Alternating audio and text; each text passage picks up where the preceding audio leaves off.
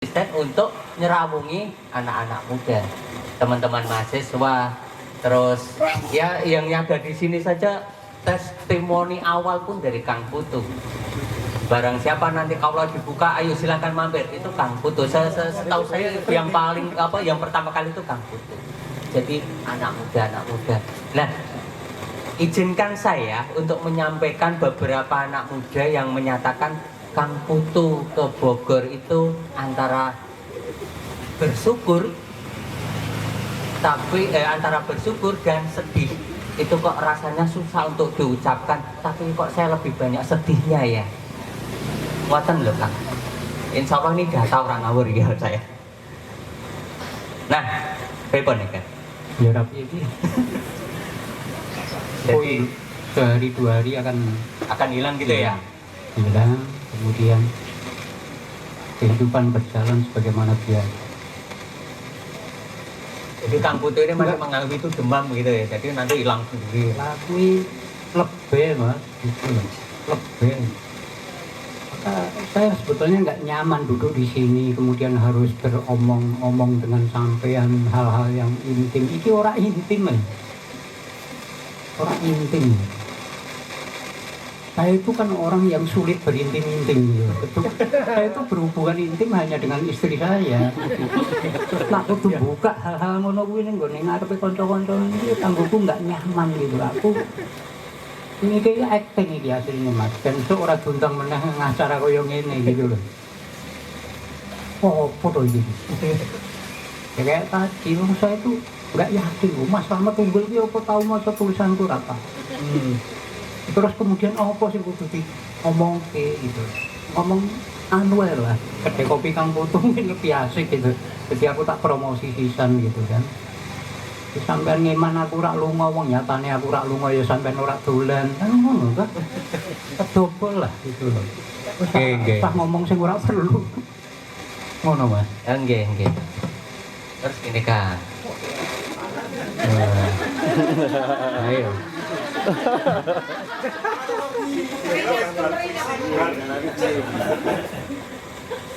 Ora ya. Lah yo emosi. Nyolune lho. Ganti moderator kok. Gini wae gini. Kita masuk ke ini aja.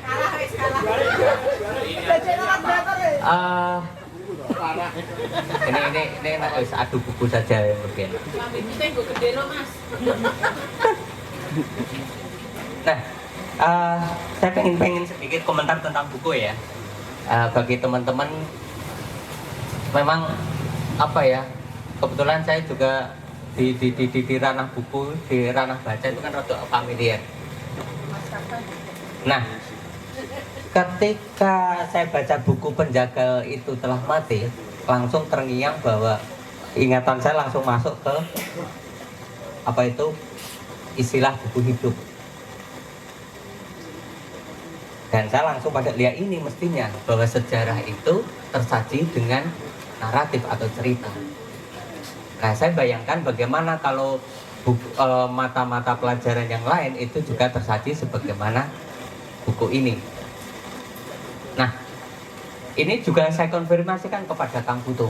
Kang Putu, gimana kalau saya menyatakan bahwa ini adalah sebagaimana arus balik itu cuma tidak detail seperti arus balik yang menceritakan tempo dulu, tapi ini kan mengisahkan bagaimana peristiwa 6566 peristiwa ya yang kita tahu, tapi itu bisa langsung melekat di benak. Yes, monggo Kang. Jadi terus kemudian nanti monggo. Benak siapa Mas? Sampean bilang melekat di benak siapa?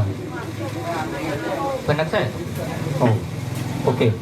Kalau jawabannya benak saya, artinya benak sampean. Saya kan belum memperoleh keyakinan teman lain punya benak atau melekat di dalam benak mereka gitu loh. Dan belum baca juga. Nah iya, kan aneh ngomong ke sesuatu yang belum dibaca terus kemudian kudu jelas-jelas gitu. Dan biar membaca Kang. Wis entek Mas. Aku ya seran duwe. asli buku itu nak boleh saya beli nanti. Itu saya nggak punya. Jadi gini Mas, dulu saya ngene wae, aku tak cerita sing intim wae. Nah iki sing ditok sampean ket mau ki takon sing ora intim gitu. Dadi aku kangelan jawab. Sing intim wae. Wis tak pancing-pancing nganggo sekolah suwe, nganggur berhasil, itu kan hal yang intim ya. Tapi jenengan nyeret-nyeret ke hal-hal yang jauh gitu, yang kemudian saya sulit untuk mengonfirmasikannya gitu loh. Pak Karim ki urung maca novel dulu. Misalnya maca ya urung karuan paham gitu. Jadi kan ya ngiwoke to. Terus kudu ngomong kayak ngono kuwi kan dadi ngoyo woro. Gini aja. Saya menikmati sekolah. Betul-betul sekolah sebagai sesuatu yang menyenangkan itu hanya ketika sekolah dasar. Tiap kali berangkat sekolah, aku seneng gitu. Melayu Mas, nak corong bluro, belayu. Karena yang terbayang apa, di sekolah nanti saya main kasti, petak umpet, sepak pekong. Lalu kalau hari Sabtu sudah pasti itu ke Kalilusi di dekat sekolah saya. Sekolah saya itu SD Negeri Jetis 2, itu di depan rumah keluarga Pramudia. Bahkan dulu sekolah saya itu tanahnya milik keluarga Pramudia Anantatur yang dijual oleh lurahnya gitu, tanpa tahu mereka. Nah, berangkat sekolah dengan gembira, seringkali tanpa buku, tanpa sepatu. Jadi saya mengenal sepatu itu ke SMP, itu pun bekas kakak saya kegedean kita sumpel karo koran. Jadi itu dan dicet. Itu masuk SMP, di SD itu saya selalu bermain di rumah yang kemudian saya tahu rumah keluarga Pramudia. Tapi tahu itu setelah saya keluar dari Blora. Ini kan ironi gitu, karena kemudian di situ guru-guru saya bilang, guru SD jangan main di rumah itu, karena itu rumah hantu. Oke, benderune segala macam gitu. Singup, angker gitu. Padahal di situ itu pekarangan yang luas, ada pohon jambu, ada pohon jamblang segala macam yang tentu saja sangat menarik bagi anak-anak SD macam saya yang selalu kelaparan gitu kan. Tapi kemudian dilarang, tapi balik lagi dilarang lagi. Nah itu nancep. Rumah di pojokan kota Blora itu nancep di benak saya sampai hari ini masih terus nancep. Saya bisa dengan detail menggambarkan di mana pohon itu berada. Lalu pawon, dapur yang kemudian sekarang dulu pernah menjadi perpustakaan Pataba itu dulu dapur itu. Nah, lalu masuk SMP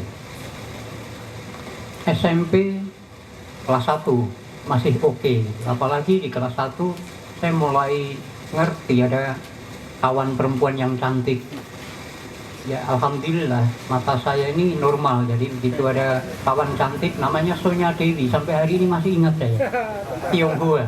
Saya tuh nggak ngerti ya, entah dari mana dapat wangsit gitu. Saya tuh kok seneng karo gadis Tionghoa dan sangat ingin punya istri gadis Tionghoa. Saya terkesan betul dengan cerita Putri Cempo. Raja Mojopahit punya Putri Cempo, lalu kemudian menurunkan termasuk barangkali Jimbun segala macam itu. Bagi saya ada kecantikan yang eksotik yang gimana gitu ya, membuat saya selalu tertarik pada perempuan Tionghoa. Dan oleh karena itulah saya bikin kumpulan cerita pendek berbahasa dialek Blora itu Cikwa. Itu bagian dari mimpi saya. Insya Allah kalau terkabul. Ada Sonya Dewi. Oh, aku sergap sekolah kelas loro Sonya Dewi berbeda kelas.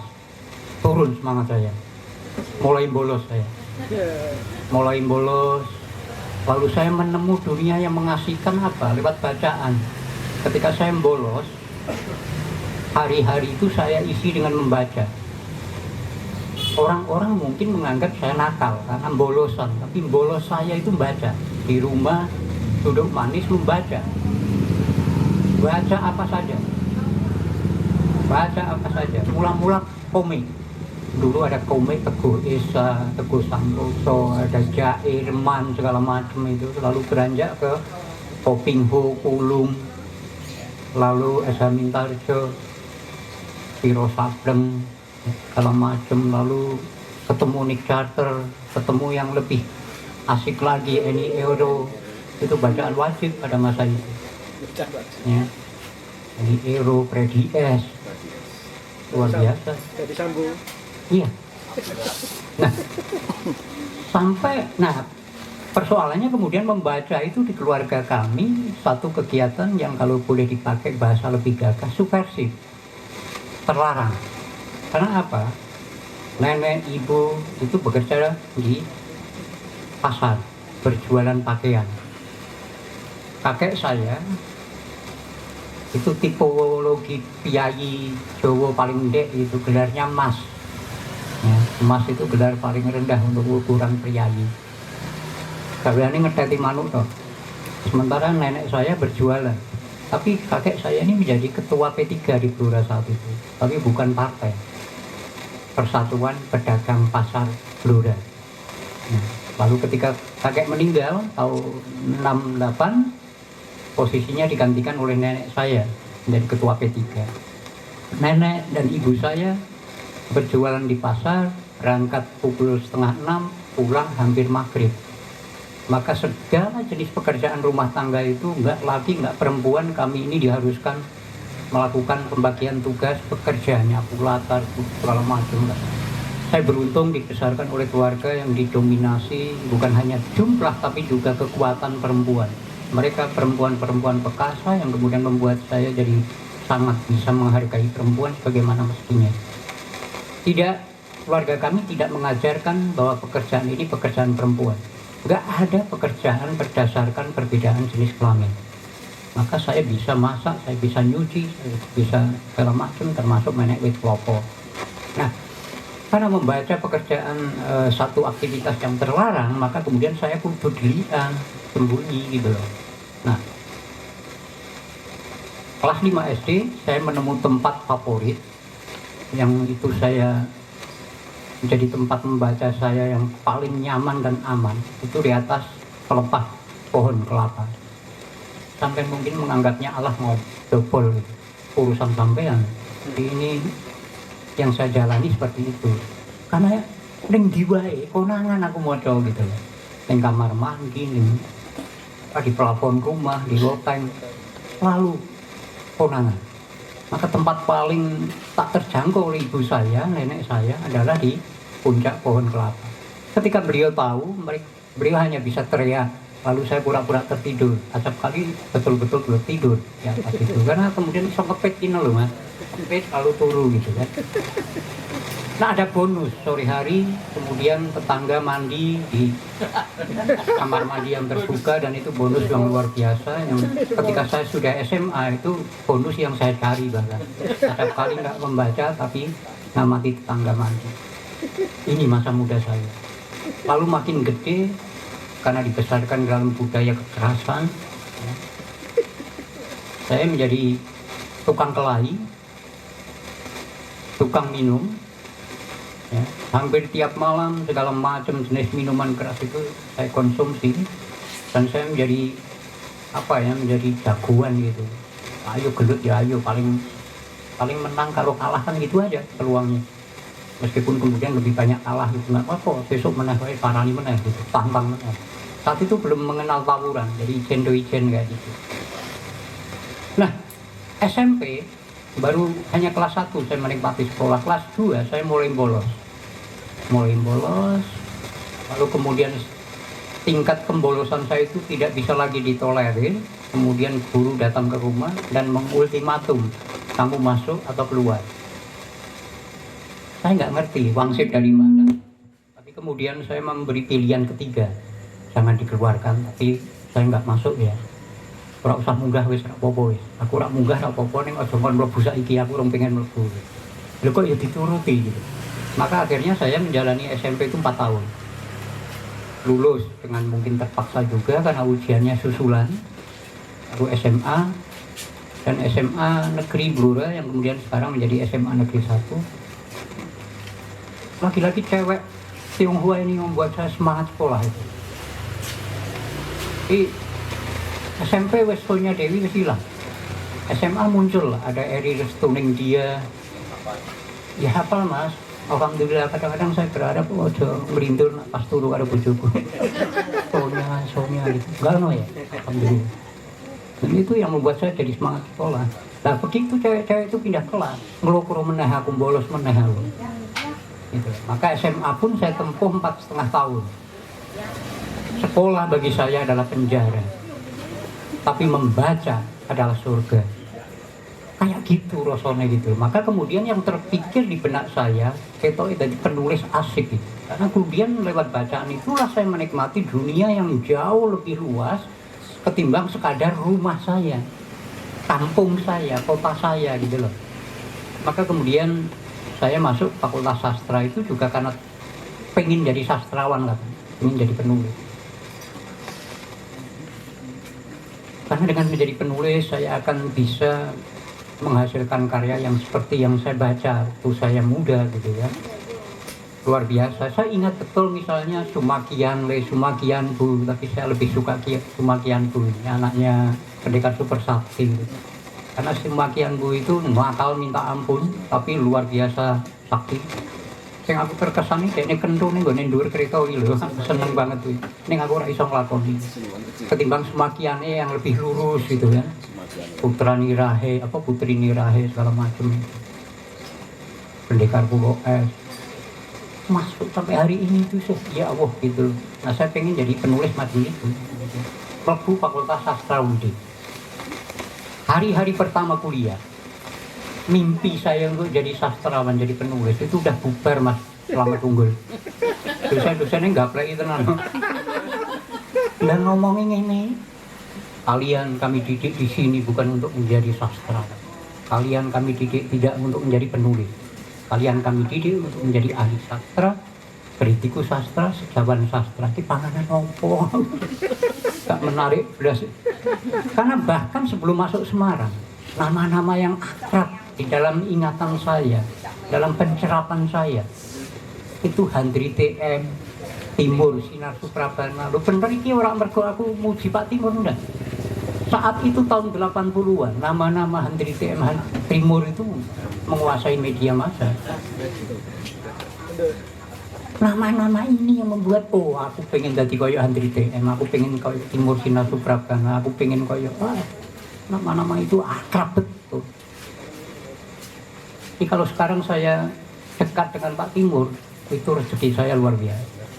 Ini dulu ternyata orang yang saya selalu simpan puisinya, Pak Kliping Piejal. Nah, dosen-dosen ini kan kurang ajar loh, meluruhkan mimpi saya begitu saja pada hari-hari pertama. Dan nak ngono terus ngopo aku. Maka kemudian ya aku kuliah, pokoknya ora ono cewek Tionghoa sing ayu tapi wah gak play tenan. Undip pisan serak mutu. Memang ora mutu. Wah, sebelum undip. Maka saya lakukan kuliah itu mencari guru-guru menulis bukan di Fakultas Sastra, tapi di fakultas-fakultas lain. Di FISIP ada Darmanto Yatman, penyair bilingual. Dari Pak Dar kemudian saya kenal banyak penulis sastra segala macam. Ya. Lalu saya serawung dengan Pak Timur, Handri segala macam. Terus saya berpikir lah, koyo ngono aku yo iso. Ini ternyata yo ora gampang gitu ya. Enggak gampang. Sekolah ora tikus, nulis apa meneh gitu. Udahlah. Jalan aja gitu. Intinya kemudian ya saya ini memang tidak berbakat sekolah, tapi saya juga punya tak bungkus dengan dalih bahwa perguruan tinggi atau sistem pendidikan formal itu memang satu mesin raksasa, mesin pembodohan raksasa. Sampai dididik persis pada zaman kolonial untuk menjadi pro di dalam mesin kapitalisme raksasa. Jadi tukang-tukang, gitu loh. sing insinyur segala macam itu pada dasarnya orang upahan, tukang semua. Nyaris nggak ada pemikir di antara kita. Aku nggak sombong gitu. Saya kisah Fakultas Sastra undi-undi sing dadi pemikir. Sejak zaman saya kuliah 82 sampai sekarang 2022.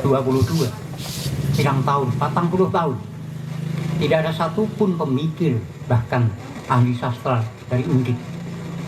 Profesor Iran dulu. Apa meneh UNES ya gitu ya. Apa meneh UGM. Enggak ada. Artinya apa? Pendidikan tinggi, pendidikan formal kita itu gagal untuk membentuk manusia yang cerdas, yang punya daya tinggi dalam konteks perubahan keilmuan. Nah, maka kemudian saya mencari SKS di luar. Nah, dari luar, justru dari luar kumpul dengan para seniman, para penulis, para cerpenis, itulah saya bisa nulis. Jadi tidak saya peroleh di sekolah. Jadi sampai yang nggak sekolah di sastra, nggak perlu minder, nggak perlu punya konflik imperial untuk kemudian tidak menjadi nyatanya ya. Dari lulusan sastra itu berapa sih yang jadi sastrawan gitu, yang jadi penulis? Bisa sampai dihitung dengan jari. Bisa sampai dihitung dengan jari dibanding misalnya populasi lulusan mereka. Ya bahwa ada Mahfud Irfan, ya, yang sekolah sastra, ada Saud Situmorang, iya. Tapi jauh lebih banyak yang bukan, ada Sing Soko Filsafat, Eka Kurniawan, ya kan? Ada Martin Suryajaya yang dari Filsafat. Sing Soko Fakultas Sastra, enggak ono, nyaris enggak ono. Undip, aku tok. Ora kemaki to? Ora kemaki wong iki fakta. Tahun 82 nganti saiki sing konsisten nulis mbuh elek mbuh apik dan berani dengan percaya diri mengaku sebagai nulis, aku tok. 80 tahun mas. Wes sampean goleki saiki. Karena saya juga bertahun-tahun menjadi redaktur sastra. Nak njaluk tulisan saka mahasiswa sastra Undip, dosen sastra Undip, ora netes mas. Ini fakta. Aku tidak sedang menjelek-jelekan Undip. Karena Undip sudah dengan sendirinya elek. Apa neh UNES mungkin ngono sampeannya? Enggak. UNES justru sejak saya kuliah sampai hari ini lebih banyak menelurkan penulis ketimbang Undip. Ini aneh gitu. UNES itu ada Triyanto, Triwikromo, Prasetyo, Utomo, urung ngitung Akhyar, Beno. Mereka penulis-penulis yang sejak dulu sampai hari ini tetap menulis, konsisten, istiqomah.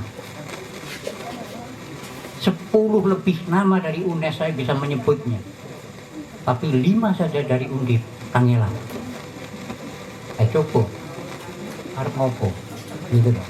Nah, maka kemudian wis ben lah aku rakyatan siji ning aku makili Undip gitu kan, kira-kira ngono. Siji ning musuhe 10 ning apik aku kan. Paling ora kemaki aku. Akhir-akhir iso kemaki, Beno kangelan kan gitu. Aku kan luwih menang kemakine kan. Setidaknya saya menang kemaki. Sebagai wakil Undip gitu. Ya kan. Ning ora ngono. Artinya ini memprihatinkan sistem pendidikan formal. Maka kemudian dengan sedikit kebiasaan saya berusaha untuk ayolah sinau bareng. Saya membuka kelas penulis itu bukan karena saya merasa saya mampu, bukan. Justru karena saya pengen ejane akal-akalan gitu. Sampeyan pengen sing jujur apa sing ora jujur? Jujur dong, sing jujur. Kok nek ora percaya tak antemi lho. Yang jujur malah ora percaya. Sing jujur kuwi supaya gedheku tetep ana wong. Dulu aku buka kelas macam-macam. Dulu ada kelas penulis puisi. Sebelum kemudian yang terakhir diampu oleh Akhyar. Ada kelas menulis puisi, ada kelas menulis cerpen, ada kelas menulis pictures, ada kelas jurnalistik, ada kelas menulis, ini kelas jurnalistik, kelas membaca. Lalu kemudian dengan kawan lain ada kelas belajar sejarah dengan kitab karya Pramudia, sejarah Indonesia modern. Ada kelas ekologi politik, ya. Banyaklah kelas itu. Ukuran bisa digawe bisa oke-oke. Yang gagal itu kelas batik dengan pewarna alami. Ayo kuwi mau pesertane wis ora mbayar bolosan, gonta-ganti terus jelek banget. Intinya banyak kelas saya buka itu satu kalau mau jujur ya itu tadi agar kedai ini selalu ada orang, ini perlu ditiru oleh kaula gitu. Bikin kelas musik atau apa. Ya kan? Orang akan melihat di kedai ra pernah sepi. Wis sing jujur. Sing rada ora jujur. Aku ya pengen memperbarui, saya punya pengetahuan, saya punya keahlian dengan bergaul dengan sebanyak mungkin orang dari berbagai macam latar belakang dan terutama anak-anak muda. Saya jadi terupgrade, termutakhirkan pengetahuan saya, termutakhirkan bacaan saya, termutakhirkan teori saya. Karena iso ono konco berbagi. Nah, basa saiki ono konco sharing gitu. Ya kan? Satu bacaan dibaca ketika Anda ikut kelas pram. Kita baca buku yang sama, ya kan? Bab per bab. Kemudian ada 10 orang. Semua bicara, ada perspektif yang beragam. Itu pengayaan. Nah, ketika teman-teman hanya menganggap seolah-olah sumbernya saya, mereka hanya akan memperoleh satu perspektif karena fokus ning aku. Beda dari saya kemudian menyerap seluruh perspektif itu. Aku luwih sugih dadine timbang sampeyan kan gitu. Ini yang sampai tak hapusin, tak akali ning gelem wae, salah sampean gitu. Ini sing tak pati jujur. Nah, alhamdulillah misalnya kelas jurnalistik ada 7 orang itu pesertanya, 6 jadi jurnalis. Asep itu masuk di Radar Ngawi, Eko Santoso di Radar Kudus, Zain itu di Radar Kudus tapi ditugaskan di Blora, Muhammad Solekan itu di Tribun Jateng ditugaskan di Solo, Nanang Randy itu di Radar Kalongan, lalu satu lagi siapa gitu. Yang gagal justru ketika menyebut nama saya dan nama Akhir ketika diwawancarai. Itu udah tak pesen udah nyebut jenengku, udah nyebut Akhir. Karena yang uji malah grogi. Nak sampai nyebut jenengnya Akhir, redaktur Radar ngepel, ya, waktu kacau gitu kan, malah ketompo. Itu ora usah sembunyikan aja. Ini fakta, bukan sombong gitu. Artinya apa? Kelas-kelas ini ketika kita lakukan dengan serius, ya, dengan penuh pertanggungjawaban, ono hasilnya gitu, itu tidak. Yang pengen saya tularkan cuma satu aja. Di dalam bidang kepenulisan, saya kira di seluruh bidang kehidupan begitu, tapi setidaknya itu yang saya kuasai. Aku memang kerja di Nanggono, 24 tahun saya bekerja di Suara Merdeka. Ya, bagaimana membuat cerita yang baik, sesuai standar itu harus gitu. Basisnya adalah kejujuran. Nulis nak sampai norak jujur, elek ngapusi. Maka apa? Bermula aja dari apa yang kita tahu, bermula dari apa yang kita suka, bahwa nanti berlanjut pada bermula dari apa yang kita benci. Karena justru yang kita benci itu seringkali kita pahami benar. Karena kita membencinya. Sampai membenci sesuatu yang nggak sampai kenali itu kan aneh. Gitu loh. Maka yang kita suka dan yang kita benci, itu dua sisi dari sekeping mata uang yang bisa sangat kita kuasai. Nah, bermula dari situ. Tapi jujur. Ora perlu jiplak, ngaku dua wong liya gitu. Begitu Anda menulis tidak jujur, karya jenengan gagal. Dan yang kita sering lupa, bahwa segala apa yang kita lakukan, kita omongkan, kita tindak, kita lakukan, itu kudu ono pertanggungjawabannya. Mbah saiki mbah besok kan gitu. Nah itu yang kita sering kali lupa. Nah, insya Allah berhasil. Insya Allah berhasil. Cuma pernah juga misalnya ngajari toto kalimat sing bener, pangucap sing bener, logika kalimat yang bener. Wis nguasai, lah kok malah tinggal kerja sing sifatnya sebetulnya jiplak.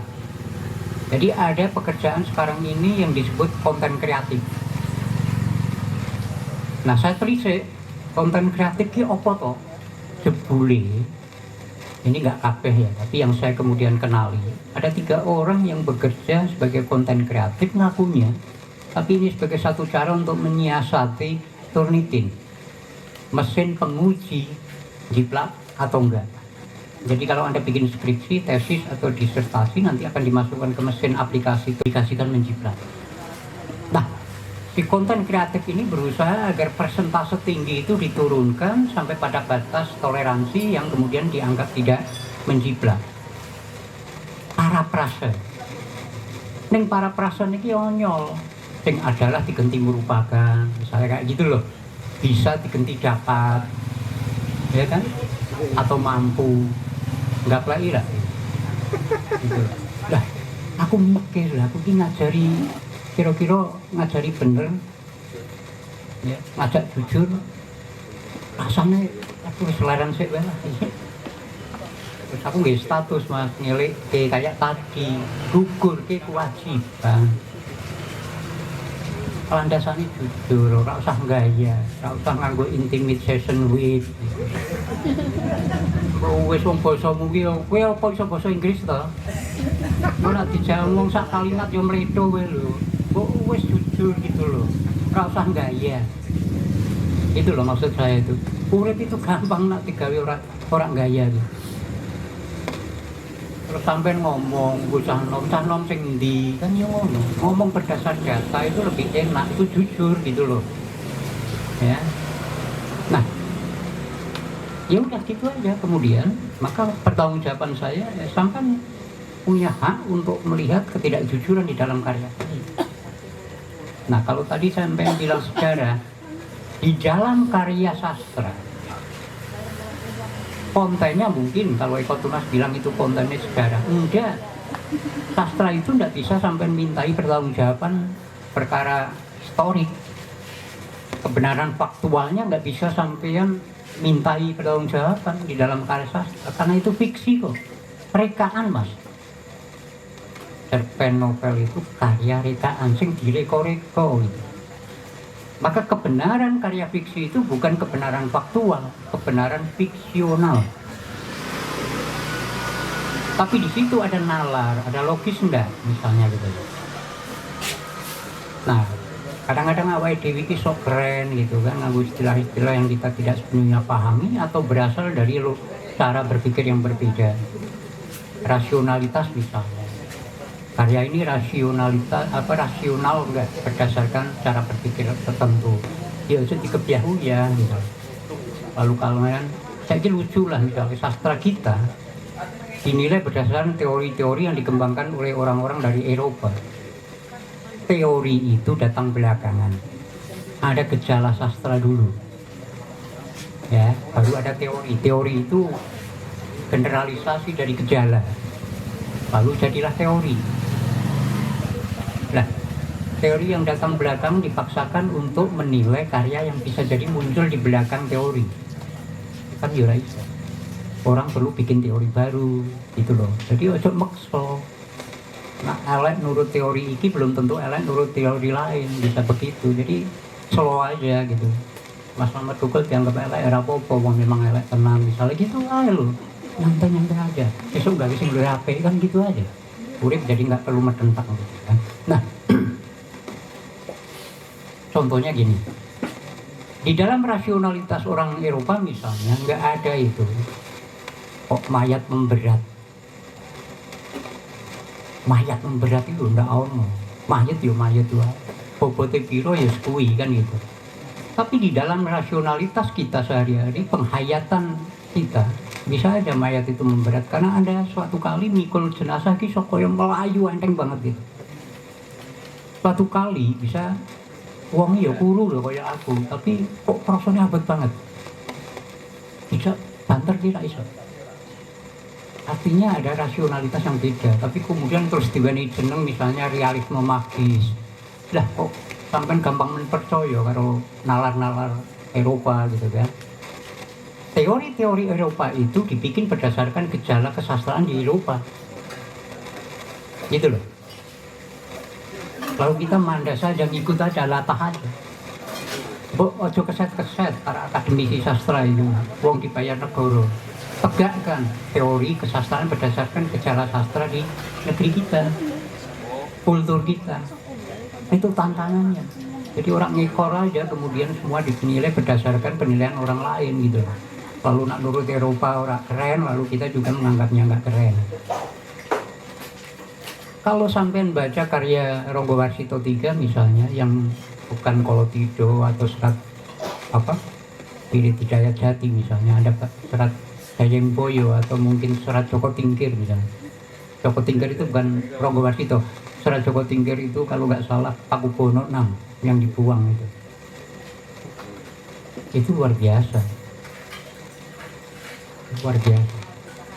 Keguritannya aneh orang artinya hilang, gaya nganggu penggurit nggak bisa nggak bisa ngapik misalnya.